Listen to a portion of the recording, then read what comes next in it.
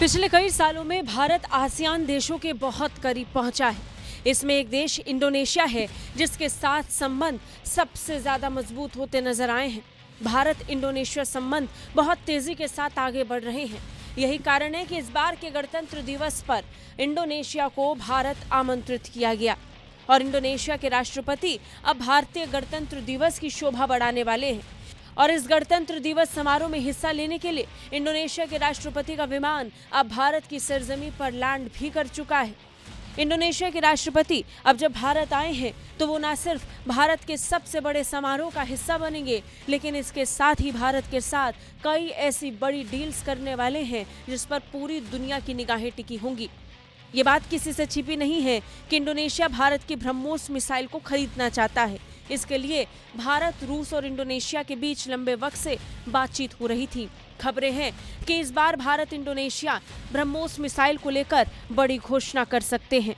बता दें, इंडोनेशिया के राष्ट्रपति प्रबोवो सुबियांतो अपनी पहली भारत यात्रा पर दिल्ली पहुंच चुके हैं। हवाई अड्डे पर विदेश राज्य मंत्री पवित्रा मार्गरीटा ने उनका स्वागत किया। सुबियांतो 76वें गणतंत्र दिवस समारोह में बतौर मुख्य अतिथि के रूप में शामिल होने वाले हैं। विदेश मंत्रालय के प्रवक्ता रणधीर जायसवाल की तरफ से ट्वीट भी किया गया। एक्स पर उन्होंने लिखा कि इंडोनेशिया के राष्ट्रपति प्रबोवो सुबियांतो का भारत की पहली राजकीय यात्रा पर नई दिल्ली पहुंचने पर हार्दिक स्वागत है। उन्होंने कहा कि भारत और इंडोनेशिया व्यापक रणनीतिक साझेदारी को और मजबूत करेंगे। बता दें, जब इस साझेदारी का जिक्र हो रहा है तो इस वक्त भारत और इंडोनेशिया में सबसे ज्यादा चर्चा उस डील को लेकर के है जो अब तक इंडोनेशिया और भारत के बीच में अटकी हुई थी। खबर है कि भारत और इंडोनेशिया के बीच ब्रह्मोस मिसाइल को लेकर ऐतिहासिक डील इसी दौरे के दौरान होगी और बड़ा ऐलान भी होगा।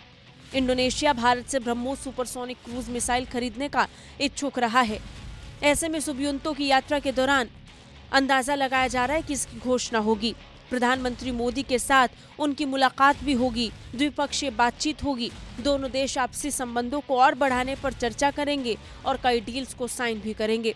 इसमें रक्षा, सुरक्षा, व्यापार, निवेश, स्वास्थ्य सेवा, ऊर्जा, कनेक्टिविटी, पर्यटन और द्विपक्षीय सहयोग की समीक्षा होगी। ब्यूरो रिपोर्ट, भारत तक।